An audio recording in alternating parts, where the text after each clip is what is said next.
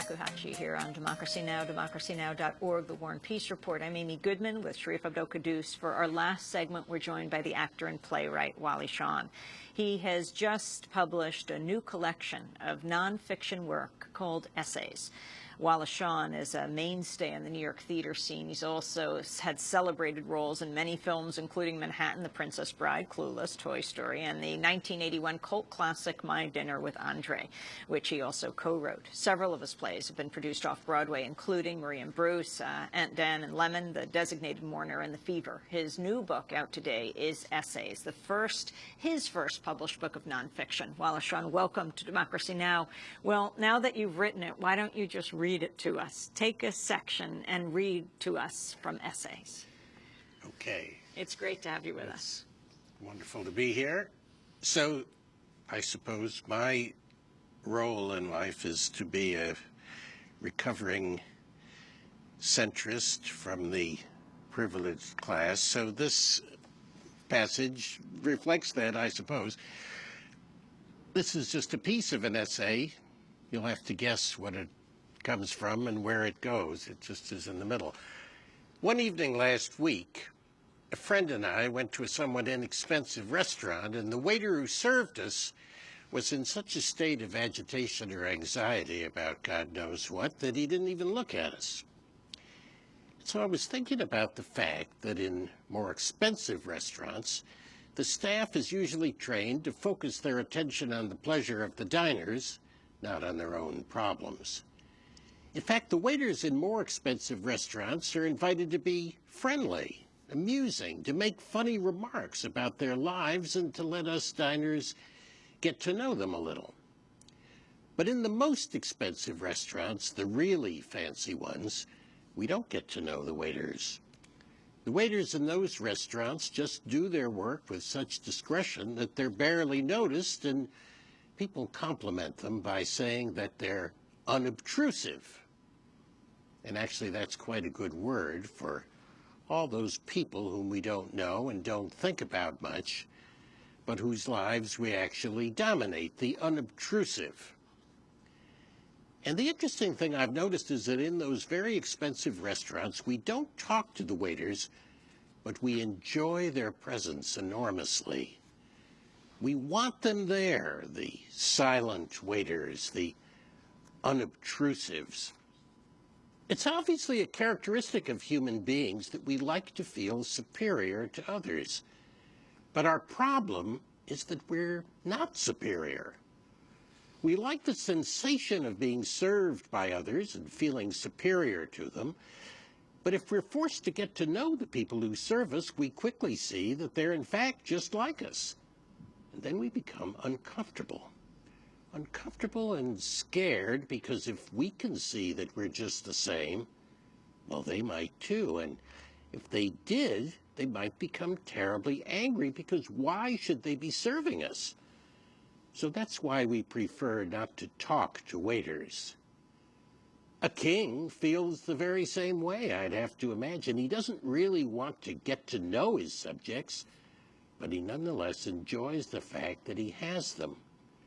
The subjects are in the background of his life. They're in the background of his life, and yet they provide the meaning of his life. Without his subjects, he wouldn't be king. It's become a second nature to all of us to use the quiet crushing of these unobtrusives as a sort of almost inevitable background music to our daily lives.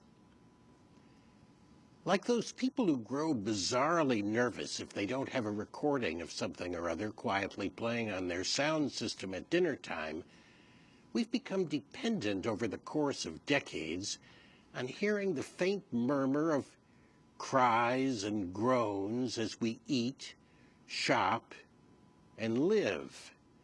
And while the essay really is talking about how, as Americans, even those of us who march in the streets in favor of peace and speak against imperialism, even we perhaps consciously or unconsciously enjoy being members of a powerful country that can crush other people. So that's a lot of what the book is about, a little bit of an attempt at self-examination. Wallace Shawn, award-winning playwright and actor, reading from his book, the first collection that he has written of nonfiction essays. Why did you go that route, Wally? Well, you know, as a playwright, we're always speaking through other people, and my characters usually don't represent my thoughts. They represent the things I'm criticizing. I've never had a character in a play that was like me, so at a certain point, I felt the need to speak as myself, and I felt I've learned, you know, at a certain age, I've learned some lessons about myself and about the world that I came from, so I started writing a bit in my own voice, or seeing if I had a voice. And this book, you write about issues ranging from Iraq to Israel's attack on Gaza, and also the media coverage of these issues. We just did a segment which you heard about Afghanistan and embedding there. What is your thoughts of how the media covers these issues? Even your local paper, the New York Times, you've been highly critical of it. It's funny to call it a local paper. Yeah. Gee, that's the paragraph I skipped. Do you want me to read my paragraph? Sure. From that very, you know, from the, about my That'll local teach paper? you to omit anything.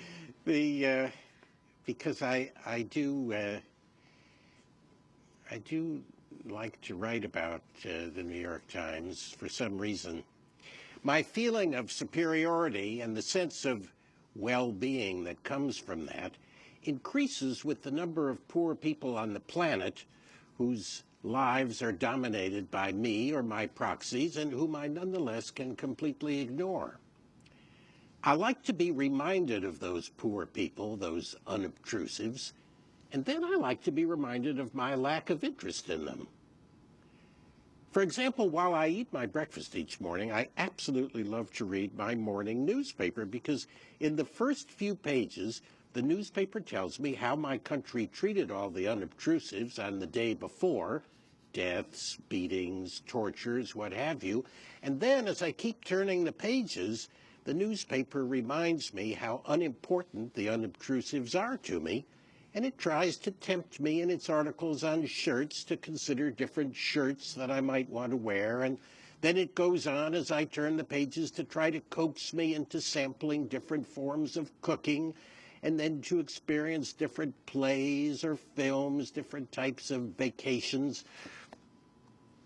In other words, the stories in the newspaper about Afghanistan are partly true and partly false, but they're presented in a context that basically makes me feel all right about treating the people there as non-equals, which obviously we do if we send an unmanned drone and we are thinking of killing some person who we think is an enemy, and we kill 15 members of his family.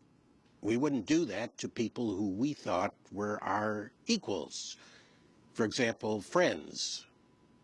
Even if there was someone that we despised or who wanted to kill us in the middle of their family, we wouldn't kill the whole family. We just wouldn't.